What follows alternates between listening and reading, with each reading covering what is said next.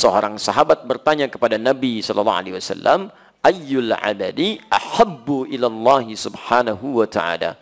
Amal apa yang paling dicintai oleh Allah subhanahu wa ta'ala? Ini luar biasa dahsyat ya. Saya tuliskan dulu ya. Baik. Dan saya ingatkan, apa yang saya tuliskan terkadang tidak tercantum di kitab. Ya, jadi antum kalau ada yang penting cepat antum tuliskan, karena nanti kadang-kadang saya tidak minta dihapus pun bisa dihapus itu, ya. Dan semoga Allah mengampuni dosa orang yang menghapus yang tidak saya mintakan menghapus. Baik, bismillah. Yang ini tidak apa-apa ya. Jazakallah khair. Pemirsa, Mas Asikin ya. Turunkan. 1. Amal apa yang paling dicintai Allah?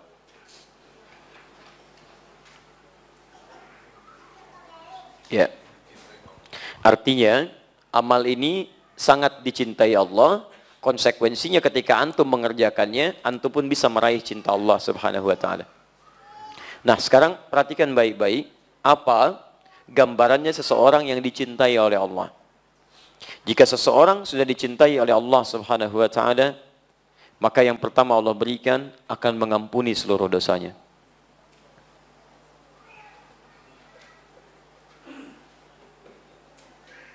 Ampunan dosa. Dalil yang ditemukan di Quran surah ketiga Ali Imran ayat 31, paling kiri sebelah atas. Qul in kuntum tuhibbunallaha fattabi'uni yuhibbukumullah. Katakan Muhammad, jika kalian serius mencintai aku, ikuti aku, ikuti sunnah petunjuk Nabi SAW. Poinnya, lihat, yuhibbukumullah, maka Allah akan cintai kalian. Cintai. Nah, ketika Allah mencintai seorang hamba, apa yang diberikan? Wa yaghfir lakum dzunubakum. Yaghfir dzunub. Ya. Dzunub itu jamak dari kata dzambun. Kalau dzambun itu baru sedikit. Tetap dosa. Tetap dosa. Cuman dosanya tidak sebanyak yang ini bentuk jamak.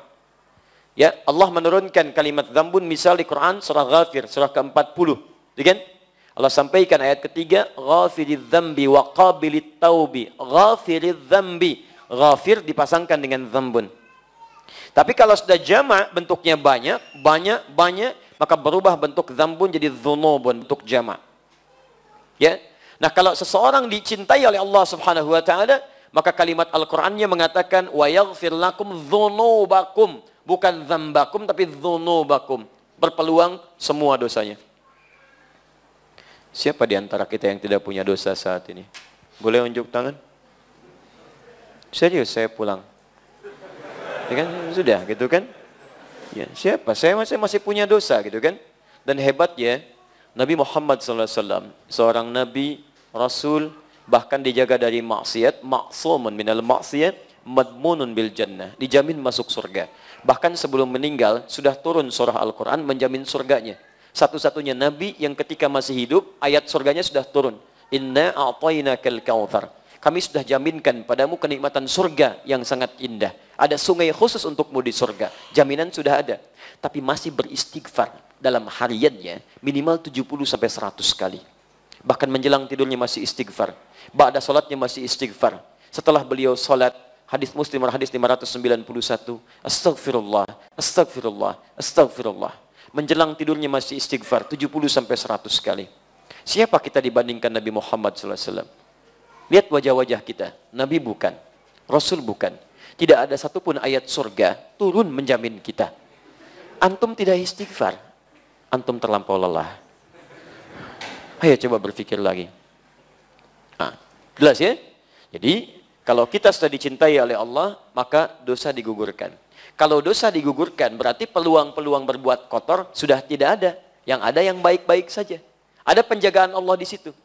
Ini ciri orang yang dosanya diampuni, jadi kotoran-kotoran dari dosa itu sudah nggak ada. Makanya ketika dia bertobat, tobat itu kembali ke jalan yang baik. Kembali ke jalan yang benar, ke tobat. Nah, orang yang tobatnya benar, seperti gambaran di Quran surah keempat, ayat 17 sampai dengan 18, paling kiri sebelah bawah. Ya, innamat taubatu 'ala Allahi lilladzina ya'maluna su'a bijahalatin, thumma yatubuna min qarib. Ketika dia bersegera tobat dari dosanya, cirinya apa? Salah satunya selain mengakui dosa, menyesalinya, dan meninggalkannya. Jadi dia nggak kerjakan lagi kalimat ini. Maaf, pernah misalnya berbuat gibah, gosip misalnya. Membicarakan keburukan orang. Kemudian dia tobat. Nah, ciri tobatnya yang diterima adalah ketika dia bisa meninggalkan perbuatan ini. Allah mengampuni dosa ininya, maka hilang dia. Maka lisannya tidak bisa berbicara yang tidak baik lagi. Yang muncul yang baik-baik. Makanya kalau orang diampuni dosanya oleh Allah, masih hidup ya di dunia, orang ini akan dijaga dari perbuatan yang tidak baik. Baik, katanya baik, sampai ke ujung kakinya. Gosip, hilang. Selesai. Saya tidak Ustaz, Alhamdulillah. Alhamdulillah, tidak seperti akhi yang itu tuh. Ah, sama. Belum diampuni. Baik. Jelas ya? Ah, jadi, sahabat ini ketika bertanya, saya penting teruskan, karena di sini tidak ada syarah demikian. Maksud saya, kalau antum mengamalkan apa yang dijawab oleh Nabi di sini, tidak sekedar amalan antum melimpah pahala, tapi berpeluang menggugurkan dosa-dosa dalam kehidupan kita. Jelas? Apa saja amalan yang dicintai oleh Allah, yang dengan itu berpeluang dosa kita pun digugurkan oleh Allah Subhanahu wa taala. Baik. Satu, qala, beliau mengatakan, awas, fokus baik-baik ya. Kita amalkan setelah mendengar kalimat-kalimat ini. Pertama, as-salatu ala waqtiha. As-salatu ala waqtiha. Salat tepat pada waktunya. Salat tepat pada waktunya. Tolong fokus baik-baik ya. Ini bagian terpenting yang saya sampaikan. Saking pentingnya, baterai aja hampir habis tuh. Ya. Ini boleh muncul lagi. Bismillah. Bismillah. Kedengaran suara saya? Alhamdulillah. Satu, as-salatu ala waqtiha. Baik. Kalau ada waktu, sesuatu kata menunjuk pada waktu, kemudian waktu ini menunjukkan pada penunaiannya tepat pada waktunya, di saat diperintahkan, maka kalimatnya menggunakan ala. Ala itu sesuatu yang dimiliki, tapi menunjuk bukan kepada kepemilikan benda. Ya, semacam waktu dan sebagainya. Tapi kalau menunjuk pada benda, kalimatnya menggunakan lam. Misal, al-qalam li.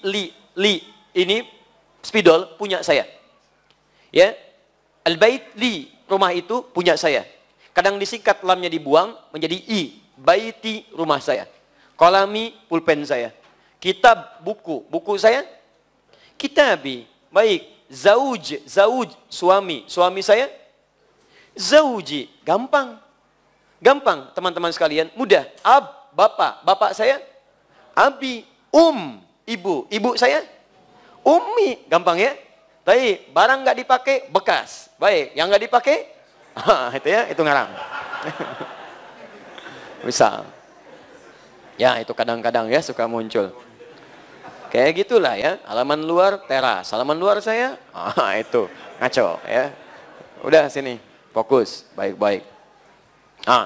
Maksud saya, ketika waktu menggunakan kata ala, ini menunjukkan tepat pada masanya. Di amal yang paling dicintai oleh Allah, yang pertama, sholat, artikan tepat pada waktunya. Ala berarti tepat. Bisa. Besok subuh jam berapa? 4.15, 4.10, ayo berapa lagi? Baik. Yuk diskusi dengan teman, tanya kawan, call a friend, ayo. Baik, 4 berapa? Nggak apa-apa, beda, tidak ada masalah. Ini menunjukkan antum datang dari daerah yang berbeda-beda. Betul. Kalau sama Bekasi 4.10, sekarang naik 4.11 untuk hari ini. Tadi menyebutkan 4.15, berarti bukan daerah sini, Masya Allah. Betul, saya bersyukur kepada Allah. Antum diberikan keringanan langkah. Dari sekian manusia yang hidup, antum yang digerakkan ke sini. Padahal saya yang ngundang enggak, DKM juga ngundang enggak. Siapa yang menggerakkan langkah antum? Kalau antum sudah digerakkan, mustahil kalau bukan oleh Allah. Kalau antum digerakkan oleh Allah, dihadirkan di sini, duduk di sini, untuk dirubah menjadi lebih baik, dan antum belum tersentuh jadi berubah, antum perlu dikemanakan lagi. Ya, dan memang settingan jam kita beda ya. Kita ambil yang tengah-tengah lah. Misal, baik. Ambil dah, saya ambil 4.15 yang tadi antum sebutkan. Adzan subuh 4.15. Berarti waktu sholat disampaikan telah tiba. Baik, jadi 4.15 itu waktu sholat. Waktu sholat, adzan itu penanda waktu sholat tiba. Iqamat penanda waktu sholat akan dilangsungkan secara berjamaah. Di adzan penanda waktu sholat tiba. Jadi kalau antum mendengar adzan dalam situasi misalnya tertentu yang tidak memungkinkan ke masjid, misal sedang di perjalanan, sedang macam-macam, artinya waktu sholat itu tiba. Nah kalau dikatakan as-salatu ala waqti subuh 4.15, berarti waktu 4.15 ini adalah dimulainya apa? Pertanda waktu sholat tiba. Pertanda waktu sholat tiba. Artinya, kalau kemudian dipanggil 4.15, sholatnya ingin kita tunaikan, ya, baik itu dimulai dengan sholat sunnahnya setelah adzan selesai, kemudian kita tunaikan sholat fardunya, maka mohon maaf, kisarannya tidak akan jauh dari sini.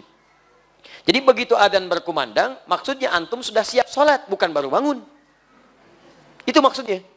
Jadi kalau adzan subuh 4.15 akan disukai oleh Allah, sholat tepat pada waktunya, maksudnya begitu dipanggil, antum siap sholat. Bukan Allahu Akbar, Allahu Akbar.